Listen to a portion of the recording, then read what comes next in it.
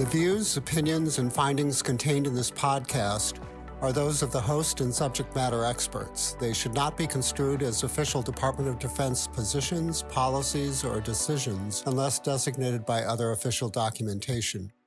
Hi, welcome to Clinical Updates in Brain Injury Science Today, or CUBIST, a podcast for healthcare providers about current research on traumatic brain injury, also known as TBI. This program is produced by the TBI Center of Excellence, or TBI COE. I'm your host today, Don Marion. Today I'll be speaking with Amanda Egnoto. Ms. Egnoto is a physician assistant at TBI COE. Amanda and I will discuss a study entitled Development of a Blast Exposure Estimator from a DOD-Wide Survey Study on Military Service Members, written by Lieutenant Claire M. Modica and colleagues, and published in the Journal of Neurotrauma in November of 2020. Hi, Amanda, and thanks for bringing this article to our attention today. Could you tell us a little bit about the study, please? Hi, Don. Nice talking to you again. So I thought this study was really interesting because, as you know, the topic of blast exposure and how blast can induce mild TBI symptoms has been a hot topic for several years now. And before we really dive into this study, I think it's important to give a little bit of background on some of the work that has been done in the blast exposure arena. So when I deployed to Afghanistan in 2011, the Army had just started issuing these new blast gauge sensors to certain service members. And I know back then it was really exciting because we hoped that it would help identify service members who'd been exposed to too much blast or who may have concussion symptoms as a result of blast exposure. So my understanding of that program is that there were a lot of inaccuracies with those gauges. And honestly, Don, the blast gauge sensors weren't really correlating with service members who were experiencing concussion symptoms. So blast exposure that was high enough to trigger the sensor was causing concussion symptoms in some service members, but didn't really have any effect at all on others. So ultimately, in 2016, the Pentagon made the decision to pull those blast sensors from use. And I've read some recent articles that the military is trying to improve that technology and bring those gauges back. But as of this time, I do not believe that these types of sensors are something that are regularly issued. So basically, there's still this unanswered question as to how much blast exposure is too much. And also, is there a cumulative effect on the brain? Does a high number of lifetime blast exposures correlate with poor outcomes or more concussion symptoms? Very interesting, Amanda. Yeah, I remember the issues about the blast gauges. And so I know that in the sports world, Amanda, there have been studies that showed that cumulative head impacts in football players may correlate with poor long-term outcomes. Were these researchers looking to see if there's a similar correlation with long-term blast exposure? Yeah, that's exactly what this article was attempting to answer. So the study I think that you're referring to was a 2017 study that was done with Dr. Ann McKee's group at the Boston University Alzheimer's and CTE Center. And if the listeners are interested, we can drop a link to that article in the description of this episode as well. But that group developed a formula called the Cumulative Head Impact Index, or CHII, and they attempted to estimate the number of subconcussive head impacts that a football player may have sustained over the course of his career.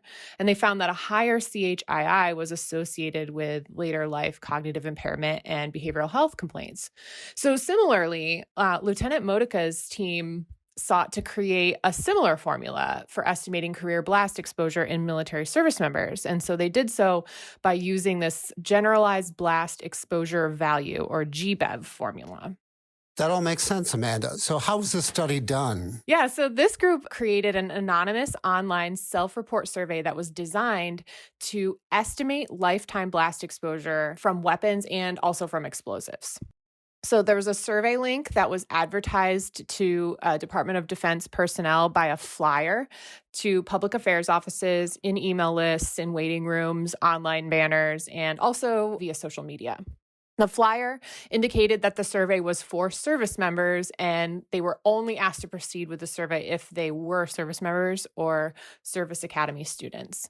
The survey included demographic questions and then, of course, blast exposure questions. The survey also used a modified version of the Neurobehavioral Symptom Inventory, or NSI, and a modified version of the Post-Traumatic Stress Disorder Checklist 4, or PCL4, to assess for health and behavior outcomes.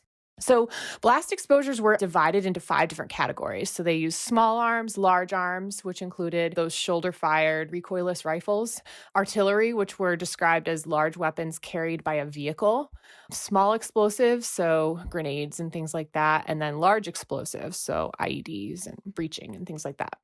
Service members were asked to quantify their exposures in each category to include the years of exposure over a lifetime, months per year, days per month, how many rounds or explosions, and the frequency of back-to-back days of exposure. So from there, the group created this mathematical formula to estimate a BEC, or blast exposure count.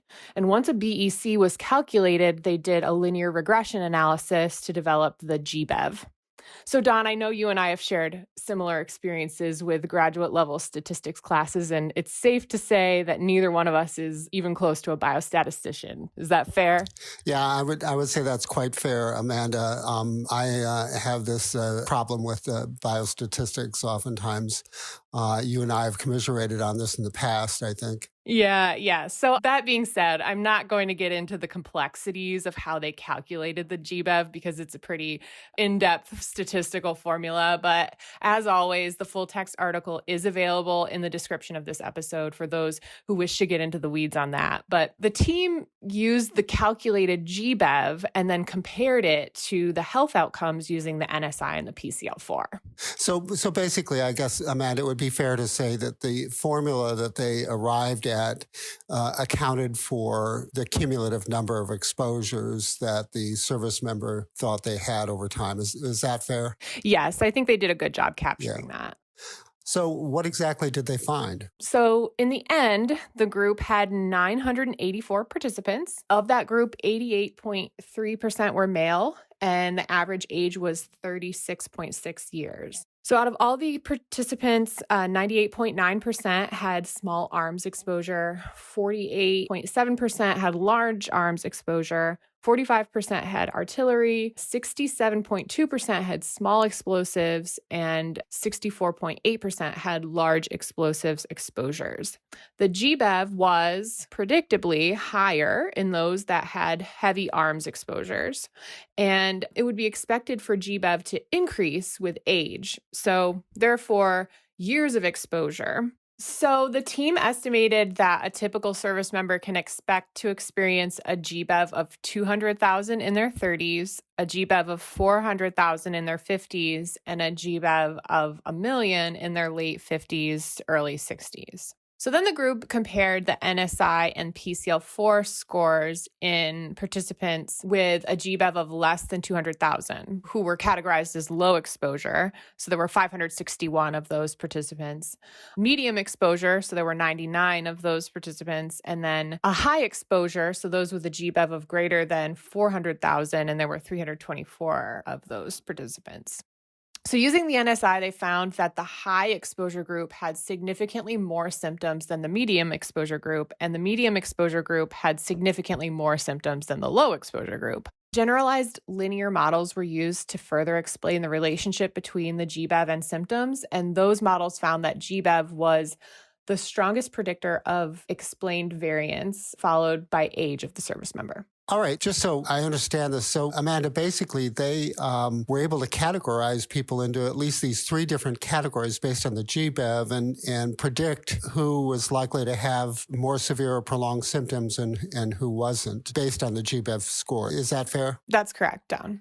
All right, so what were the limitations of the study, Amanda? Sure. So there were a few. One of the biggest ones was that this was a self-report online survey. So there isn't really a precise way to really understand quantitatively the number of exposures that a service member may have. And interestingly, the article points out that the way that the GBEV is calculated makes exaggerated responses additionally magnified. So I found that to be really interesting because I've actually done these types of blast exposure interviews with patients at the TBI clinic at Walter Reed. And I can tell you that many, many patients will highly exaggerate their exposures, especially when they are first prompted to think about their number of exposures in a cumulative way. So, for example, Don, I'd ask a patient, well, okay, how many Carl Gustavs have you fired in your career? And I'd get answers like, well, I don't know, a bunch. And then I'd have to go ahead and prompt them to really answer in a way that was quantifiable. And then we'd get to things that a lot of service members are exposed to, like grenades. The service members do training with those types of exposures. And I'd say, how many grenades have you been exposed to? And they would say 1 million.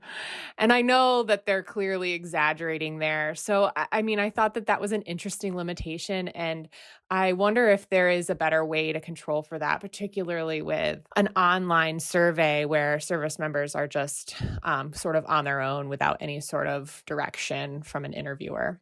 Additionally, the group had some trouble with the online survey platform that they were using. So halfway through the study, they were forced to change platforms, and that may have skewed the data, though not sure if that was really a significant limitation. Okay. So, Amanda, what are the key takeaways? And specifically, do you think as a provider that we should be calculating a GBEV for all of our active duty service members and veterans to better understand their risk for post-concussion symptoms? Yeah, that's a really good question. So I think that this was a really interesting study, and the authors proposed this model to calculate estimated blast exposure for military service, and I think that's really important. But I'm really not sure that we should be calculating a GBEV for every service member. I think that it's a pretty complicated calculation and certainly not something that should be the burden of the primary care provider or the clinician, but perhaps it could be something that we could look into documenting as part of maybe like a VA physical exam or a retirement physical, and could be an indicator for providers that maybe additional testing is needed. I think that there could be more to come, and there's certainly a lot more to learn about the effects of cumulative blast exposure and concussion symptoms in our military service members. And it's a good aspect of the patient history to take, especially with those blast exposed service members. So I'm interested in this, and I really think that there could be more to come. And I'm interested in some of the new blast gauge technology that may come out, and I hope to keep abreast of the new literature on this in the future. All right. Well, thanks, Amanda. So that's all we have time for today. You can stay up to date on future episodes by subscribing to CUBIST on iTunes, SoundCloud, Stitcher, or wherever you listen to podcasts, where you can also find links to the articles we discuss and other relevant resources. CUBIST is produced and edited by Vinnie White and was hosted today by me, Don Marion. It is a product of the TBI COE, led by Division Chief Captain Scott Pine, Medical Corps, United States Navy. Thank you for listening to this episode.